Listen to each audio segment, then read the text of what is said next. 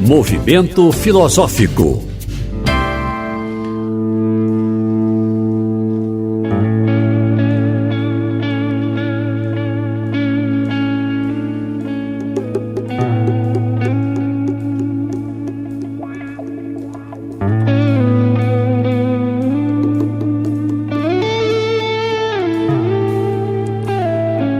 Falar um pouco sobre o alemão Mestre Eckhart. Mestre Eckhart, ele nasce em 1260 em Hochheim, perto de Gotha, Turígia, alemão.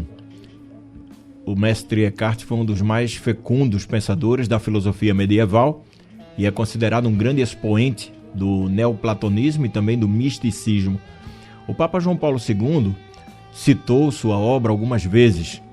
O mestre dos dominicanos, Timothy Radcliffe, chegou a questionar a Congregação para a Doutrina da Fé, no final da década de 90, acerca do status canônico de Eckhart. Joseph Ratzinger, que na época presidia tal congregação, respondeu que Eckhart deve ser considerado ortodoxo com base no fato de que ele reconheceu qualquer erro em suas obras, não ter sido condenado e principalmente pelo fato das acusações contra ele serem baseadas em documentos não mais existentes e que, portanto, são impossíveis de verificar. Ele é filho de pais nobres, nasceu em 1260, como falamos, e tem algo interessante aqui que nós observamos no livro História da Filosofia Cristã, Philotheus Benner e Etienne Gilson. Todo o capítulo 7 é dedicado ao mestre Eckhart. E aí algumas coisas nós pensamos por aqui. Por exemplo, na doutrina de Eckhart, ele tem um parágrafo falando sobre Deus e diz o seguinte: na sua Teodiceia, Eckhart procura focalizar principalmente a transcendência de Deus sobre todo ser humano e criado. A sublimidade inefável de Deus não se enquadra em nenhuma categoria. Contudo, dispomos de dois conceitos que nos permitem uma certa aproximação à divindade: o inteligir, ou intelligere, e o ser.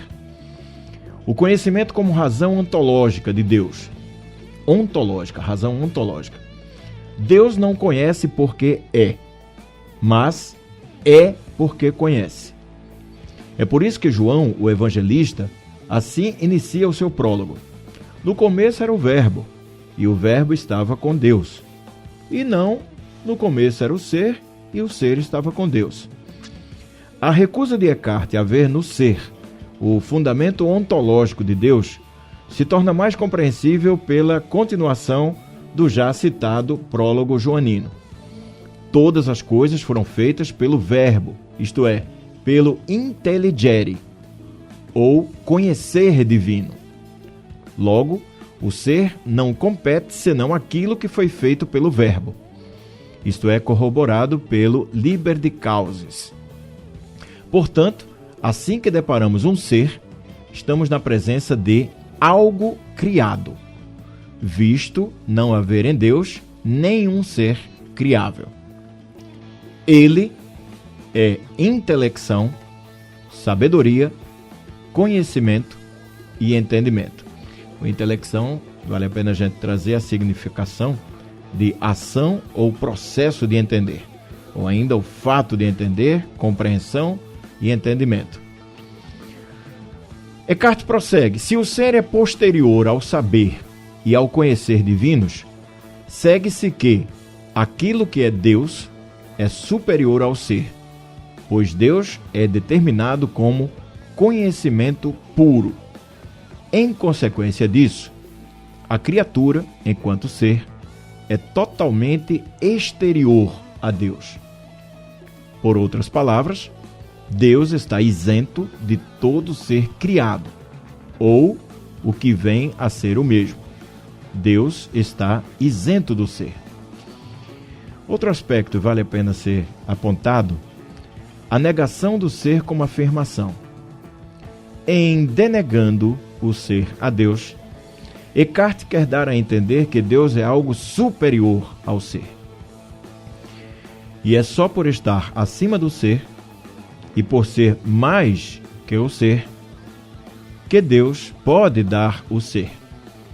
Como se vê, Eckhart se orienta inteiramente pela linha de pensamento de Dionísio, o pseudo-areopagita. As negações vêm a ser as afirmações mais verdadeiras e incisivas. Em virtude de sua pureza, plenitude e perfeição, Deus tem uma existência mais ampla e dilatada. Nele, tudo está presente de antemão. E por isso, ele é a raiz e a causa de todas as coisas. Esta é a superabundância do ser que Deus quis significar quando, a uma determinação qualquer, ele preferiu chamar-se simplesmente Ego Sum Qui Sum. Outro fato que vale a pena chamar a atenção também, um dos problemas, ele traz aqui uma proposição, né? No segundo item, Deus como a plenitude do ser. Uma proposição, Deus é o ser. Se fosse distinto de Deus, o ser não seria predicável dele. Nem se poderia afirmar que Deus existe. Pois como lhe seria possível ser e ser algo, e não obstante diferir do ser?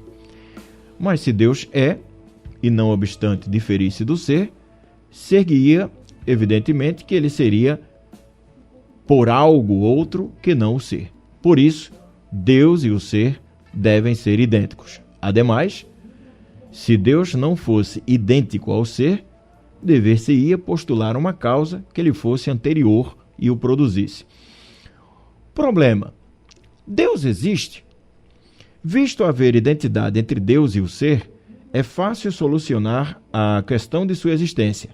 Eckhart recorre à doutrina platônica da metexis. A proposição: se Deus não existe, só há o nada, é válida. Esta proposição decorre imediatamente do exposto, pois, se o ser é nada, não há ser. Isto é, só há o nada. Assim, como nada haveria de branco, se não fora a brancura. Dado que o ser é idêntico a Deus, nada há se Deus não é. Em vista disso, a proposição Deus é vem a ser uma simples tautologia. Deus deve existir porque a existência pertence à sua essência. Nós prosseguiremos mais adiante com outras leituras do espetacular mestre Eckhart.